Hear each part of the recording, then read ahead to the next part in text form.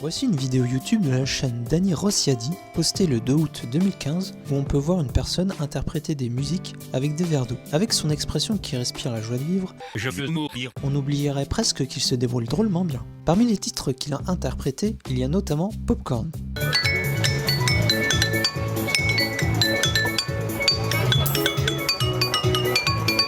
Vous l'avez certainement déjà entendu, j'en suis sûr, puisqu'elle était de nombreuses fois utilisée et parodiée. Car oui, cette musique n'est en réalité pas toute jeune. Je vous propose de revenir sur l'histoire de ce titre. Création du titre et popularisation. Popcorn ou Popcorn, espacé dans sa première version, est un titre instrumental composé par Gershon Kingsley en 1969, figurant dans l'album Music to Moog By. Il a été composé grâce à un synthétiseur Moog et publié par le label Audio Fidelity. Dans cet album, les titres sont principalement des reprises de titres, que ce soit Beethoven ou des Beatles par exemple. Les Beatles. Mais avec la particularité d'être composé avec le synthétiseur Moog. Je me permets d'ailleurs une petite parenthèse sur le Moog. En effet, c'est un synthétiseur créé par l'entreprise R.A. Moog Co., fondée par Robert Moog. La technologie pour l'époque était très novateur, et des grands noms de la musique électronique l'utiliseront, comme Kraftwerk, Giorgio Moroder ou Cocorico, Jean-Michel Jarre. Pour revenir à Gershon, celui-ci avait utilisé toutes ses économies pour s'en offrir un, car il sentait un potentiel pour cette technologie. En effet, cela avait vraiment marqué, car on passe des noms d'albums comme Music to Moog By en 1969 à Fire Ace Moog Quartet en 1970, The Best of the Moog en 1973 et enfin en 2006 A God is a Moog. Bref. Si on revient à l'album Music to Moog By, il y a donc des reprises comme nous l'avons vu, mais aussi des titres originaux, et c'est là qu'on trouve Popcorn. Concernant l'origine du nom, cela viendrait selon certaines personnes de la préparation du popcorn tout simplement. Regardez, je vous mets une vidéo d'un popcorn qui est chauffé et qui éclate, je mets ensuite la musique et...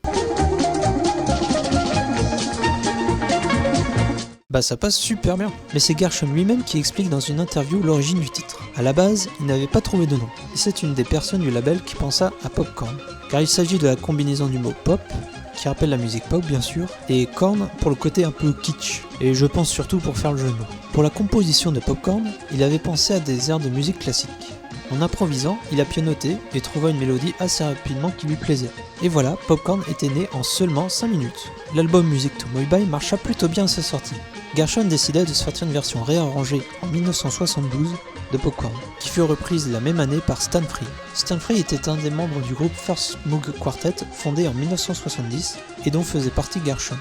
Ce groupe éphémère avait notamment utilisé le synthétiseur Moog, mais pour la première fois en live.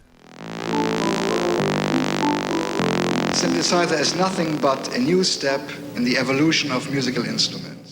Stan Free réutilisa donc le titre Popcorn, basé sur la version réarrangée de 1972 pour son propre groupe, Hot Butter. Voici d'ailleurs un clip d'Ina Chanson, où le montage est un peu saccadé.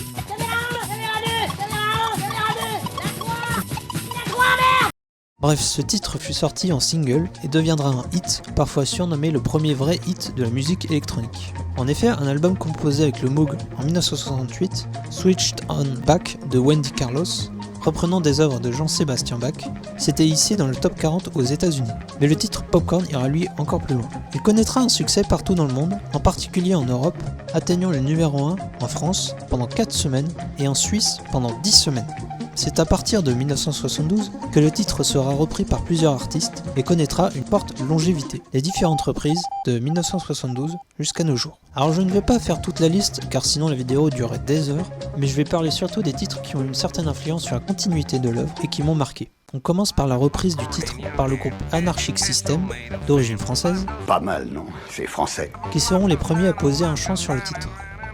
Like a popcorn bouncing high, you can reach out for the sky, you can try and you can lie. La même année, c'est Jean-Michel Jarre qui fait également une reprise sous le nom de Jamie Jefferson.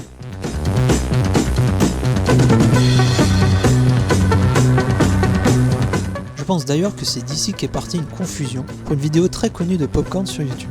En effet, ici la reprise n'est pas de Jean-Michel Jarre, mais de M&H Band en 1987, le M et le H reprenant les initiales de Mark Hallyday, qui est un autre français d'ailleurs. Pas mal, non? C'est français. Et cette version est je pense l'une des meilleures pour moi. L'année suivante, en 1973, il y a la reprise de Jerry Korn, d'origine tchèque, avec cette pochette d'album qui me fait rire à chaque fois que je la vois. Je sais pas, je trouve qu'il y a un truc entre son sourire un peu niais et la toute petite marguerite qu'il tient entre ses mains. Just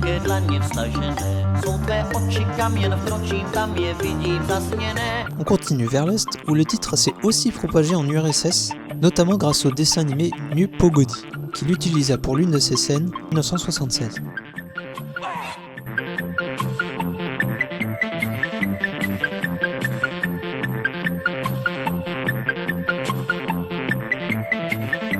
Plusieurs années passent et le titre retrouve un nouveau regain de popularité grâce à la reprise de MNH Band en 1987 et sa version DJ.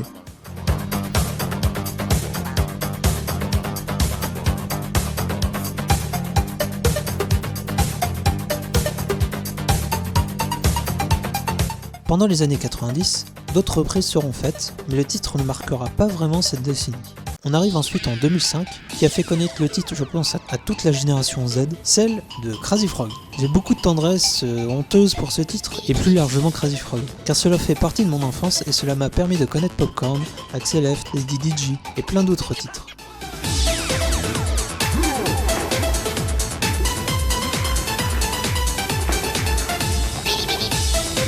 En 2010, le titre est repris par les Muppets, avec une vidéo totalisant les 60 millions de vues à l'heure où je vous parle.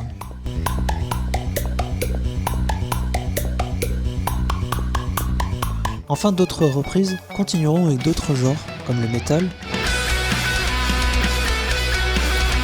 le jazz,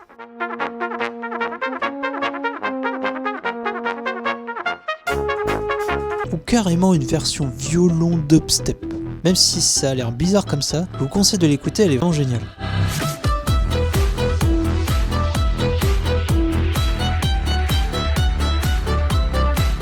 Conclusion. Ce que je trouve super intéressant dans ce titre, ce sont toutes les reprises qui ont été faites. On démarre avec le titre de Gershon Kingsley en 1969, pour en arriver avec un Hongrois en 2015 qui joue cette musique dans la rue.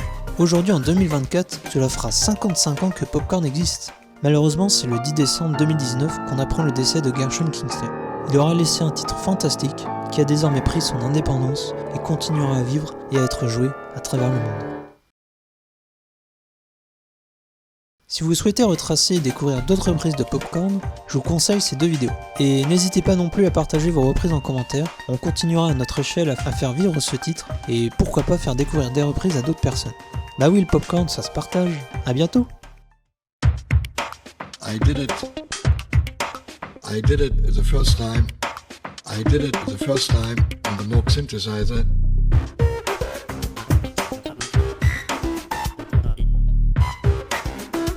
The first time on the Moog synthesizer.